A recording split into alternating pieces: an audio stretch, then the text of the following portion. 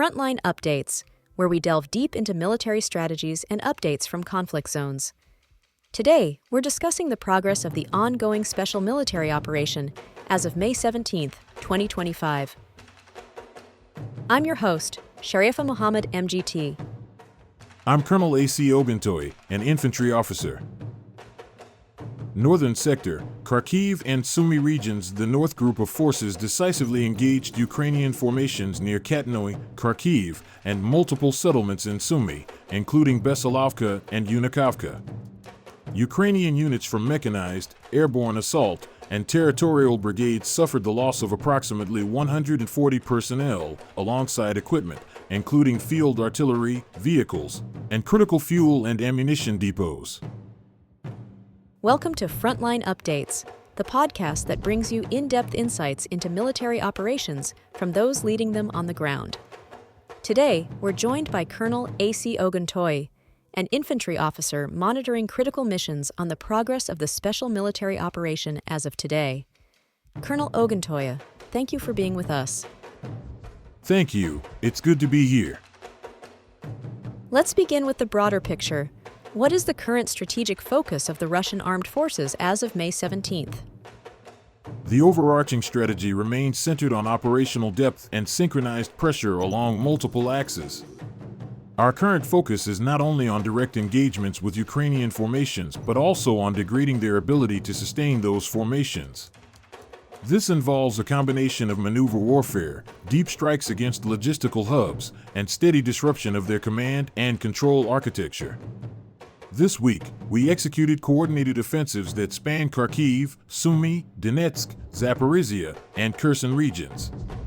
These operations are designed to exhaust Ukrainian reserves, complicate their mobility, and limit their ability to rotate or reinforce units effectively. We're seeing increasing fragmentation among Ukrainian brigade elements, which we intend to exploit through flexible task organization and persistent reconnaissance strike cycles. Let's break it down region by region. Starting in the north, what were the key developments in the Kharkiv and Sumy sectors? In the North Group of forces delivered a series of concentrated attacks against Ukrainian concentrations near Katynoi in Kharkiv and several settlements in Sumy. These were primarily mechanized and airborne assault brigades alongside territorial defense units. The tactical aim here was twofold: first, to fracture Ukrainian forward positions, and, second, to neutralize their logistical rear, namely ammunition and fuel storage points. We succeeded in destroying multiple artillery pieces and critical resupply nodes. These losses further constrain their capacity to defend these northern corridors, where terrain complicates rapid redeployment. Shifting to the Western Front, what operational gains were achieved there? The West Group made meaningful tactical adjustments, securing ground near Kupiansk and Karpovka. Our engagements in this sector neutralized Ukrainian mechanized and airmobile formations, including the destruction of a U.S.-supplied M113 APC and precision artillery. But more importantly, we disrupted their electromagnetic warfare capabilities with the elimination of 2 EW stations. That's not just a hardware loss, it impacts their ability to coordinate drone surveillance, jam our communications, and shield their positions. The removal of those assets opens up greater freedom of maneuver and signal superiority in upcoming phases. Let's talk about the southern and central sectors. What makes the liberation of Alexandropol such a milestone? Alexandropol holds both symbolic and strategic value.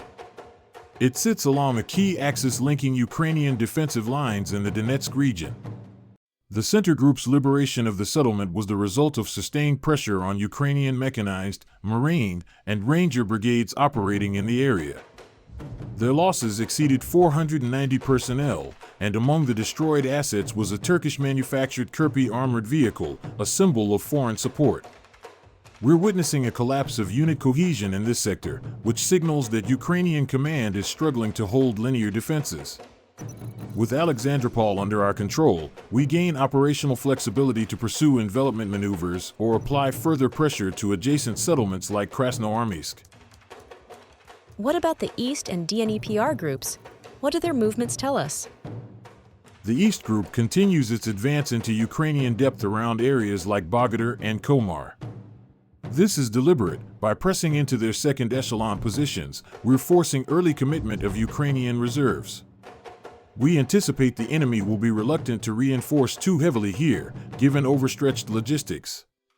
Meanwhile, the Dnieper Group strikes in the Zaporizhia and Kherson regions were aimed at destroying coastal defense units and territorial formations.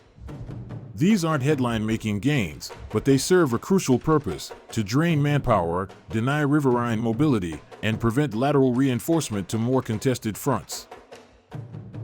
Let's talk long-range precision and air defense. How effective were your joint fires this week? This was a standout week for strategic fires.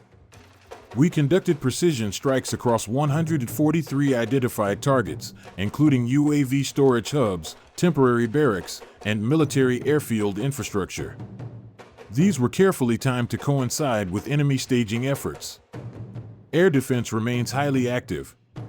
We intercepted 3 U.S.-supplied JDAM-guided bombs, neutralized a HIMARS salvo, and downed 80 hostile drones.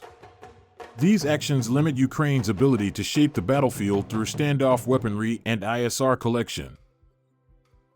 Final question. What does this week's progress suggest about the operation's next phase? We are entering a phase of sustained positional advantage. With Ukrainian logistics under strain, command structure erosion is inevitable. Our next steps involve exploiting exposed flanks, reinforcing momentum around recently liberated areas like Alexandropol, and maintaining pressure across all fronts to prevent Ukrainian stabilization.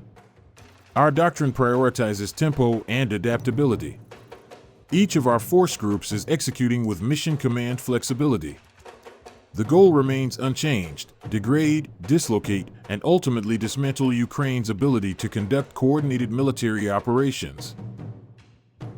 Colonel, thank you for providing such a detailed briefing on the current military situation. Your insights are invaluable to our understanding of the conflict's dynamics. And thank you to our listeners for tuning in. Join us next time as we continue to provide up-to-date coverage on global military affairs.